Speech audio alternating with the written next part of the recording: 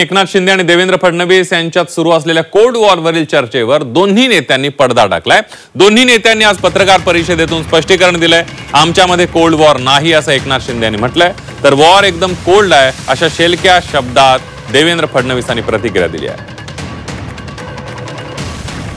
आमच्यामध्ये cold war नसल्याचा एकनाथ शिंदे आणि मुख्यमंत्री देवेंद्र फडणवीस यांनी म्हटलेलं आहे आणि त्यामुळे या कोल्ड वॉरच्या चर्चेवर दोन्ही नेत्यांनी पडदा टाकलेला आहे।